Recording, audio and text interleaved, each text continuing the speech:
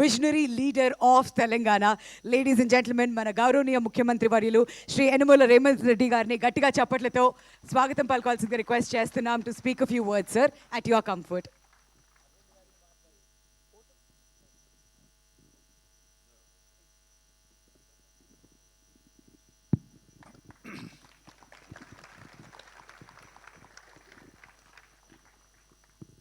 అల్లు శ్రీనివాస్ ప్రారంభోత్సవ కార్యక్రమానికి ఆహ్వానించి ఇంత మంచి కార్యక్రమాన్ని ఏర్పాటు చేసి దేశంలోనే హైదరాబాద్ నగరానికి సినిమా ఇండస్ట్రీకి ఒక గొప్ప గుర్తింపు తెచ్చే కార్యక్రమాన్ని ఏర్పాటు చేసి నాతో పాటు డాల్బీ సంస్థకు సంబంధించిన మాథూర్ గారు, యువ మిత్రులు అల్లు అర్జున్ ఈ కార్యక్రమాన్ని ఏర్పాటు చేసి అల్లు రామలింగయ్య గారి వారసత్వాన్ని కొనసాగించే విధంగా వారి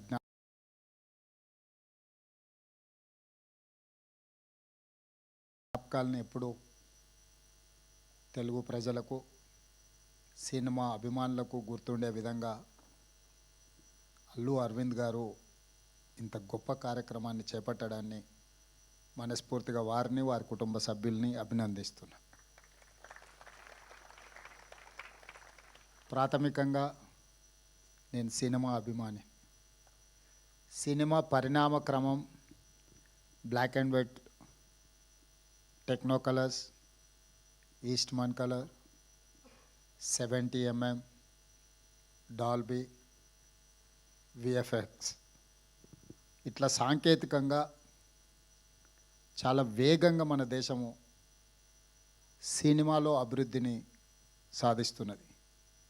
యాదృచ్ఛికంగా ఈరోజు ఉదయమే నెట్ఫ్లిక్స్ జిసిసి సెంటర్ని కూడా ఈరోజు నేను ప్రారంభించడం జరిగింది. అక్కడ కూడా నేను ఈ అంశాలను ప్రస్తావించిన. ఒక బాహుబలి, ఒక కల్కి, ఒక అరుంధతి డిజిటల్లీ సౌండ్ అంటే ప్రేక్షకులను కట్టిపడేసే విధంగా సాంకేతిక నైపుణ్యంతో సినిమా తీసిన దాన్ని ప్రదర్శించడానికి థియేటర్లు లేకపోతే ఆ సాంకేతిక నైపుణ్యం అనేది మనకు నిరుపయోగం అవుతుంది. 3D మూవీస్ అయినప్పుడు షార్క్ ఇట్లాంటి మూవీస్ వస్తే చాలా వింతగా ఆ కాలంలో చూసేవాళ్ళం. ఇంత పెద్ద థియేటర్ ఈ మధ్యకాలంలో నేను చూడలే. ఒకప్పుడు మా younger days, college days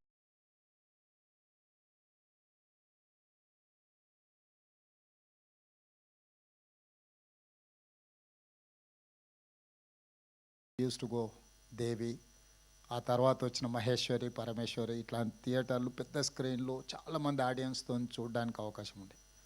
going forward చిన్న థియేటర్లు, మల్టీప్లెక్స్ రావడము, 60 మంది, 100 మందితో, 200 మందితో సినిమా చూడడము, ఆ ఫీల్ అనేది మిస్ అయిపోయినాం. ఇప్పుడు మళ్ళీ ఈ డాల్బీ థియేటర్ ఐ థింక్ మరి 500 సిట్టింగ్ కెపాసిటీ, 700 సిట్టింగ్ కెపాసిటీ ఉండొచ్చు అనుకుంటున్నాను. ఇది ఇంతమందిలో కూర్చొని సినిమా చూస్తే ఆనందమే వేరు. ఎందుకంటే ఆడియన్స్ యొక్క రియాక్షన్ అనేది వీ కెన్ ఫీల్ డైరెక్ట్లీ. ఇట్లాంటి థియేటర్ టెక్నికలీ సౌండ్ ఇంత ఒక మంచి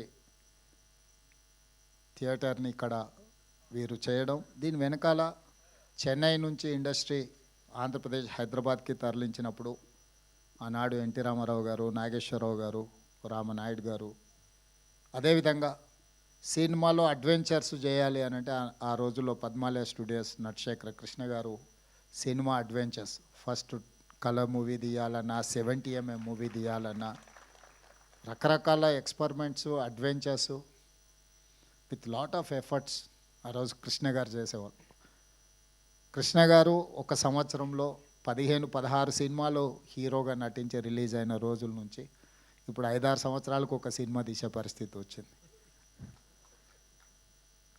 ఎందుకంటే నేను కృష్ణ గారి అభిమానిని కాబట్టి అన్ని వివరాలు నాకు తెలుసు.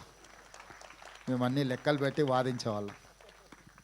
నేను వనపర్తిలో చదువుకునేటప్పుడు సినిమాలు అక్కడ రిలీజ్ అయ్యేటివి కాదు. అయితే హైదరాబాదు లేకపోతే కర్నూలు ఇట్లా కొన్ని ప్రాంతాల్లోనే సినిమాలు రిలీజ్ అయ్యాయి. మొదటి రోజు చూడాలంటే వనపర్తి నుంచి కర్నూలు 100 కిలోమీటర్స్ లారీలో ప్రయాణం చేసి సినిమా చూసి వచ్చేవాడిని నేను.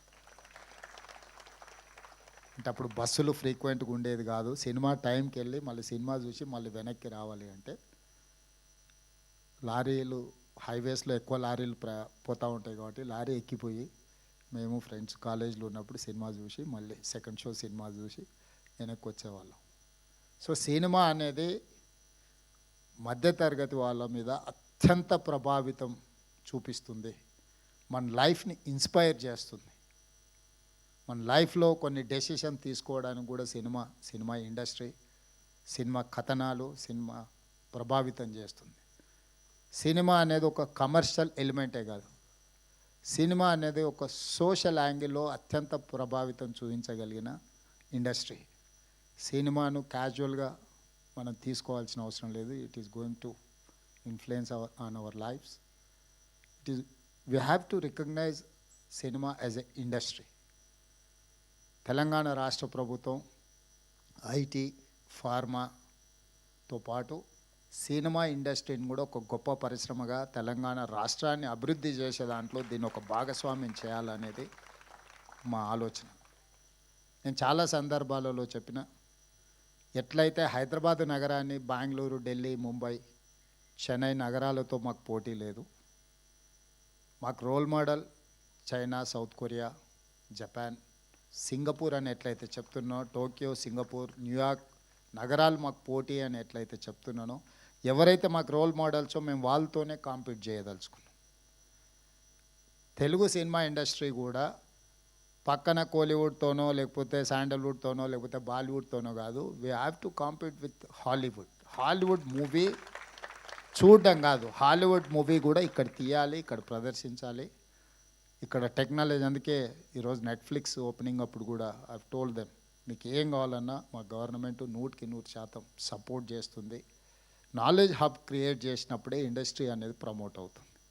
ఈరోజు కృష్ణానగర్ని మనకు చిన్న చూపు చూడవచ్చు, కానీ ఆ కృష్ణానగరే గొప్ప గొప్ప సినిమాలు ఇవ్వడానికి ఒక గొప్ప వేదికకు, ఒక బాహుబలి వచ్చిందన్న, ఒక పుష్ప వచ్చిందన్న, ఇట్లాంటి గొప్ప సినిమాలకు పనిచేసిన సాంకేతిక నైపుణ్యం ఉన్న కళాకారులు చాలామంది అక్కడ ఉన్నారు. ఈ ఇండస్ట్రీని తెలంగాణ రాష్ట్ర ప్రభుత్వం గుర్తించడమే కాకుండా ఈ ఇండస్ట్రీ పెరగడానికి అవసరమైన అన్ని సహకారాలు అందించడానికి ఈరోజు తెలంగాణ రాష్ట్ర ప్రభుత్వం సంసిద్ధంగా ఉంది. అందులో భాగంగానే ఇది అల్లు అరవింద్ గారు లేకపోతే వారి కుటుంబం నిజంగా ఒక కొడుకు ప్రయోజకుడు అయినప్పుడు తండ్రికి అత్యంత గొప్ప సంతోషాన్ని ఇస్తుంది. తాను సొంతంగా ప్రయోజకుడు అయినప్పుడు కలిగే సంతోషానికంటే పుత్రవాత్సల్యం కానీ పుత్రుడు ప్రయోజకుడు అయినప్పుడు ఎక్కువ సంతోషాన్ని ఇస్తుంది. ఖచ్చితంగా స్వర్గంలో ఉన్న అల్లు రామలింగయ్య గారు ఈరోజు అల్లు అరవింద్ గారిని చూసి తప్పకుండా వారి మనసు ఉప్పొంగుతుంది అని నేను భావిస్తున్నాను. సినిమాలో నటుడుగా నేను వారిని చంటబ్బాయి సినిమాలో అరవింద్ గారు నటించిన నాకు గుర్తుంది. సో వారు నటుడుగా కాకుండా పరిశ్రమలో ఒక ఇన్స్టిట్యూషనలైజ్ చేసిండు. ఒక వ్యక్తిగా కాకుండా ఒక సంస్థగా గీతా ఆర్ట్స్ కానీ కుటుంబంలో ఇప్పుడు అల్లు అరవింద్ గారు ఏదైతే బన్నీని, అల్లు అర్జున్ని లేకపోతే శిరీష్ని చూసి సంతోషపడుతున్నాడో, అంటే ఆయన సక్సెస్ కంటే కూడా ఆయన పిల్లల సక్సెస్ని ఆయన ఎంజాయ్ చేస్తున్నాడు. సో అల్లు రామలింగయ్య గారు, అల్లు అరవింద్ గారు, ఈరోజు బన్నీ, వీళ్ళ సక్సెస్ స్టోరీ చాలామందిని ఇన్స్పైర్ చేస్తుంది.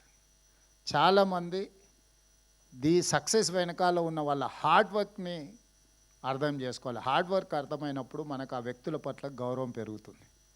సినిమా సక్సెస్ అవ్వడం, ఫెయిల్ అవ్వడం, బాగుంది బాగాలేదు, 100 రూపాయలు పెట్టి టికెట్ కొనుక్కొని మనం జడ్జ్ చేయొచ్చు. అంతకంటే మనకి ఎక్కువ ఇన్వెస్ట్మెంట్ కూడా అక్కర్లేదు.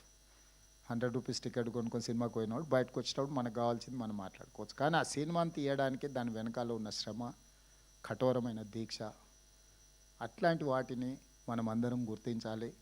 తప్పకుండా ఈరోజు అల్లు రామలింగయ్య గారి కుటుంబాన్ని, అల్లు అరవింద్ గారి కుటుంబాన్ని, మిత్రులు అల్లు అర్జున్, మీరందరూ ఒక ప్యాషన్ తోటి కంప్లీట్ ఇన్వాల్వ్మెంట్గా అనిపిస్తుంది ఇందులో.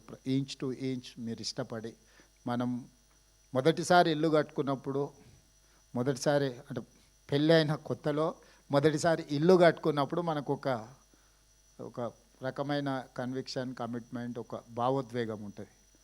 ఈరోజు ఈ థియేటర్ పనితనంలో అల్లు అరవింద్ గారు నన్ను చూపిస్తూ డైరెక్టర్స్ గురించి కానీ వీళ్ళందరి గురించి చూపించినప్పుడు ఇంచ్ టు ఇంచ్ ఆయన ఇష్టపడి కట్టుకున్నది వారి మాటల్లోనే ఆ ఆనందం కనిపిస్తుంది.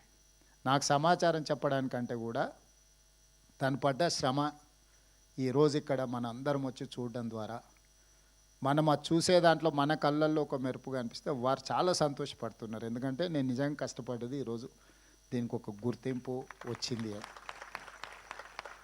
సో డెఫినెట్గా ఈ డాల్బీ థియేటర్ దేశంలోనే మన రాష్ట్రానికి మన నగరానికి పేరు తెస్తుంది. ప్రభుత్వం వైపు నుంచి సంపూర్ణమైన సహకారాన్ని అందిస్తాం. భవిష్యత్తులో అల్లు అర్జున్ ఇంకా రాణించాలి. పాన్ ఇండియానే కాదు హాలీవుడ్లో కూడా రాణించాలి. అంటే అక్కడికి కూడా రీచ్ అవ్వాలి మన సౌండ్. మనం ఇప్పటి వరకు తెలుగులో సినిమా తీస్తే హిందీ సినిమాతో పోటీ పడమని చెప్పుకునే వాళ్ళు కలెక్షన్స్లో.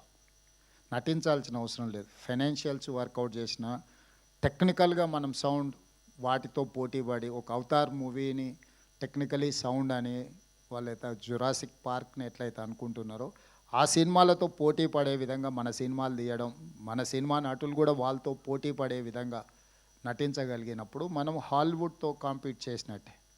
మన లాంగ్వేజ్ బ్యారికేడ్స్ అనేది పోయింది. ఇప్పుడు లాంగ్వేజ్ అనేది పెద్ద ఇష్యూయే కాదు. The talent is issue. ఆ టాలెంట్ ఆ స్థాయిలో మన వాళ్ళు రాణించాలని మరొక్కసారి అల్లు అరవింద్ గారిని మనస్ఫూర్తిగా అభినందిస్తూ మీ అందరి దగ్గర సెలవు తీసుకుంటున్నాను. Thank you sir, thank you so much. మీలో నా సినీ అభిమానం బయటికి తీసుకొచ్చి మీ ఎక్స్పీరియన్స్ మాతో పంచుకున్నందుకు అండ్ అలానే కార్యక్రమానికి వచ్చేసి అల్లు సినిమాస్కి మీ బెస్ట్ విషెస్ తెలియజెప్పినందుకు అండ్ అలానే సినిమా ఇండస్ట్రీకి ఎల్లప్పుడూ మీ సపోర్ట్ ఇస్తున్నందుకు thank you so very much again. And ఇప్పుడు ఓట్ ఆఫ్ థ్యాంక్స్ ఇవ్వడానికి శ్రీ అల్లు అరవింద్ గారిని మాట్లాడవలసిందిగా రిక్వెస్ట్ చేస్తున్నామండి సార్.